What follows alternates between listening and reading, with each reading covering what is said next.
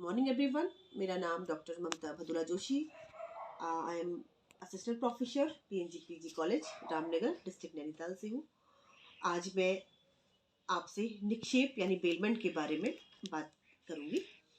निक्षेप या bailment French के शब्द बेलर से बना है, जिसका शाब्दिक अर्थ है टू डिलीवर। निक्षेप जो है का साधारण शब्दों में अगर हम बात करें, किसी भी वस्तु को सुपुर्द करना निक्षेप कहलाता है।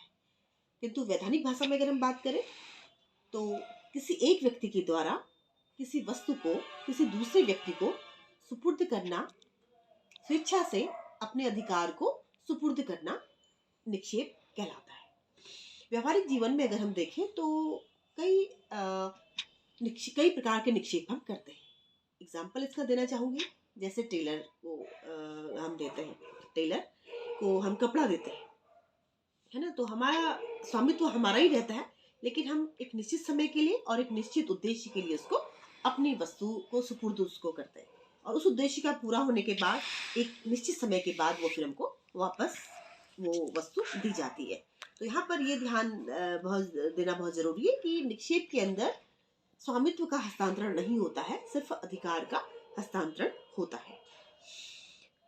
अनुबंध अधिनियम की धारा 148 के अंतर्गत निक्षेप अनुबंध को समझाया गया है। निक्षेप एक प्रकार का अनुबंध है, एक प्रकार का एग्रीमेंट है, जिसमें ये कहा गया है कि निक्षेप किसी भी एक व्यक्ति के द्वारा अपनी कोई वस्तु किसी दूसरे व्यक्ति को एक निश्चित समय के लिए, एक निश्चित उद्देश्य के लिए दी जाती है, या अपना जो है स्वामित्व अपना ही रहता है, लेकिन अधिकार किसी दूसरे को कुछ समय के लिए दिया जाता है। इसको हम क्या कहते हैं, निक्षेप कहते हैं। ये जो इन दोनों के बीच में इस तरीके का एग्रीमेंट होता है वस्तु की सुपुर्दगी को लेकर के। जिस व्यक्ति का माल होता है उसको बेलर या निक्षेपी कहते हैं, और जिस व्यक्ति को माल दिया जाता है, जिसके पास वस्तु पहुंचती है, उसको हम निक्षेप करता या बेली उसको हम कहते हैं। अब इसके आवश्यक लक्षण बताना चाहूंगी, इसकी विशेषताएं बताना चाहेंगे कि निक्षेप के अंदर क्या क्या चीजें होती है। तो फर्स्ट पॉइंट है इसमें कि माल के अधिकार का हस्तांतरण।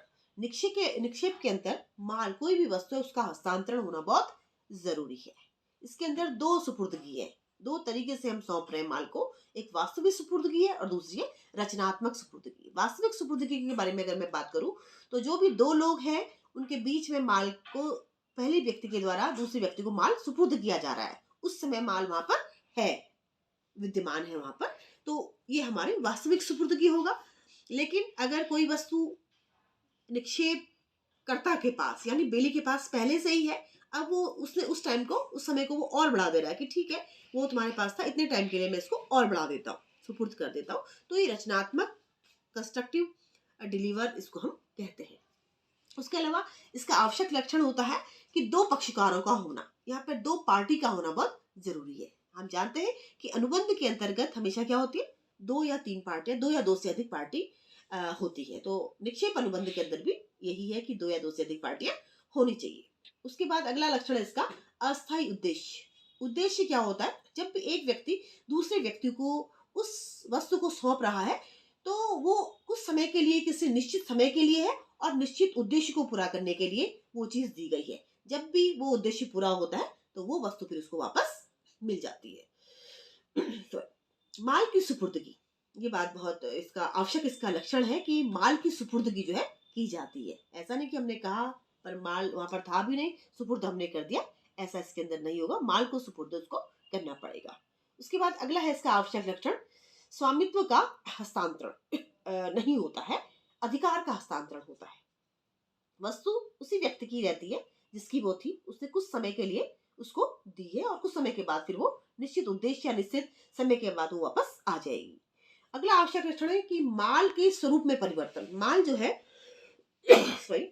माल के स्वरूप में परिवर्तन, जैसे कि एग्जाम्पल बताया था आपको टेलर का, तो जब हम कपड़ा देते हैं टेलर को सिलने के लिए तो वो कुछ और रूप में होता है, उसके बाद स्टिचिंग के बाद वो फिर किसी दूसरे फॉर्म में हमको मिलता है, तो जो स्वरूप था माल का वो परिवर्तित हो सकता है। तो ये भी इसका लक्षण है, निक्षेप अनुबंध का ये भी लक्षण एक है।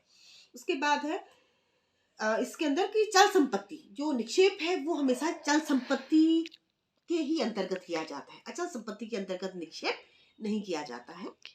अचल संपत्ति का मतलब है जिस संपत्ति को हम आदान प्रदान कर सकते हैं, ऐसी संपत्ति का निक्षेप किया जाता है। तो इसके अंदर मुद्रा जो मनी है वो इसका अपवाद है, क्योंकि मुद्रा की अगर हम बात करें, किसी व्यक्ति को हमने मुद्रा दी है या कुछ या हम जो पैसा बैंक में रखते हैं, ये जरूरी नहीं है या ऐसा होता ही नहीं है कि वही पैसा और वही नोट जो है हमको वो वापस आए, हमें वो दूसरे हमको वापस आते हैं। तो यहाँ पर जो है मुद्रा इसका अपवाद है, और निक्षेप जो है वो हमेशा चल संपत्ति का ही होता है, अचल संपत्ति का नहीं होता है। तो ये कुछ लक्षण मैंने आपको बताने चाहे निक्षेप के अंतर्गत, और आशा करती हूँ कि आप समझ पाए होंगे, मैं अपनी बात को समझा पाई होंगी कि निक्षेप क्या है और इसके आवश्यक क्या लक्षण है।